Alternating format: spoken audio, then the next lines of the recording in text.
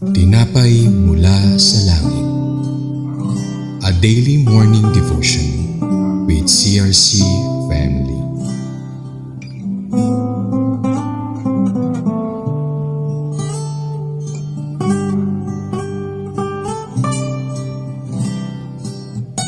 Isang mapagpala at masaganang umaga mga kapatid. Ako po si Gadel Castro Mayor Simbahon mula sa CRC Family. Samahan niyo po kami sa ating programang Tinapay Mula sa Langit, ang pang-araw-araw nating devotion sa salita ng Diyos. Ngayong umaga ay matutunghayan natin ang ating pagbubulay-bulayan sa Deuteronomy chapter 14 verses 24 to 27. Tayo po muna ay dumako sa pambungad na panalangin. Aming dakila at pagpalang Ama sa Langit, salamat po sa panibagong buhay na pinagkaloob at pinagkatiwala niyo po sa amin. Salamat sa inyong biyaya na makapag-aral ng inyong salita. Samahan niyo po kami sa mga sandaling ito at pagkalooban niyo po kami ng karunungan at pangunawa upang lubusan po namin na maintindihan ang nais po ninyong ituro sa amin. Ito po ang aming pagsusumamo at panalangin sa tanging pangalan ng aming Panginoong Hesus at sa gabay ng inyong banal na Espiritu. Amen. Atin pong basahin ang ating Bible verses for today na matatagpuan po sa Deuteronomy chapter 14 verses 24 to 27 mula sa salin ng New King James Version. But if the journey is too long for you so that you are not able to carry the tithe,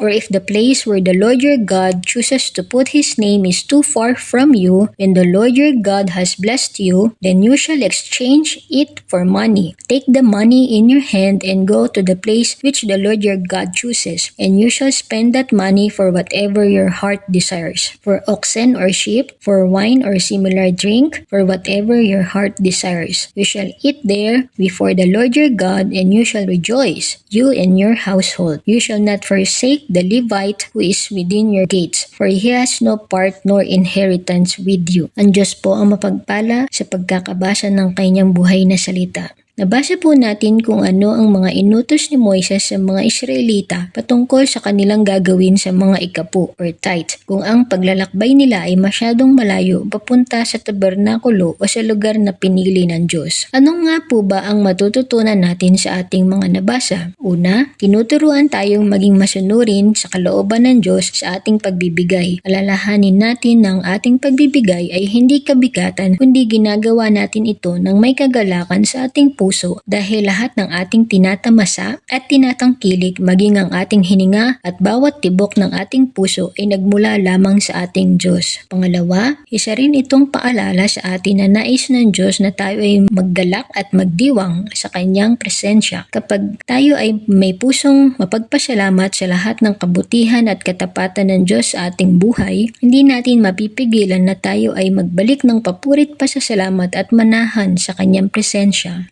Pangatlo, pinapaalalahanan din tayo na matuto tayong ibahagi ang ating tinatamasang pagpapala sa ibang tao, lalo na sa mga lingkod ng Diyos. Nais ng ating Panginoong Diyos na maging daluyan tayo ng kanyang pagpapala. Lagi nating alalahanin na mabahaginan ang mga Levita sa ating komunidad. Nawa po, ito ay magsilbing magandang paalala sa atin na tayo ay maging masunurin at mapagbigay tulad ng halimbawang pinakita ng ating Panginoong Hesus Kristo noong siya ay sumunod sa ating Diyos Ama na maging haing pantubos upang tayo ay makatamo ng kaligtasan at buhay na walang hanggan. Sa pagtatapos ng taong 2024, alalahanin natin ang lahat ng naranasan na katapatan at kabutihan ng Diyos at maging ang mga natamo nating pagpapala mula sa Kanya. Naway maging masunurin tayo sa pagbabalik ng ating mga kaloob at pasasalamat na nararapat lamang sa Kanya. Salubungin po natin ang taong 2025 na pinangahawakan ng mga pangako ng Diyos sa atin na ni minsan hindi niya tayo iiwan at pababayaan. God will always provide for all our needs according to His riches and glory in Christ Jesus. We are blessed to be a blessing to others.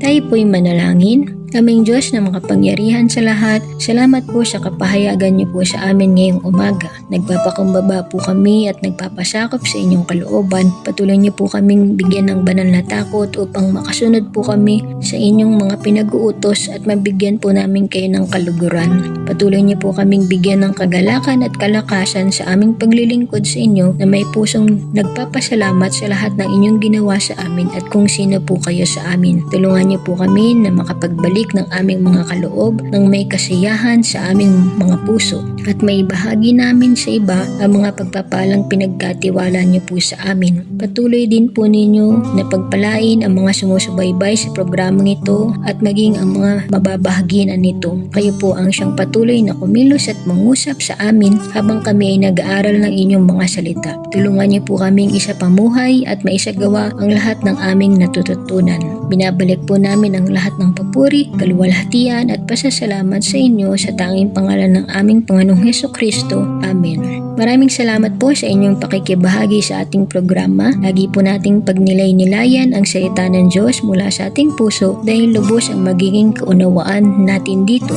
Muli po, ninyo kaming samahan bukas sa pagninilay ng kanyang mga salita dito sa programang Tinapay Mula sa Langit. Malaya po kayong mag-subscribe at i-share ang video na ito upang kayo rin ay maging pagpapala sa iba. Pagpalain po tayong lahat ng ating Panginoon. Maganda at mapagpalang umaga.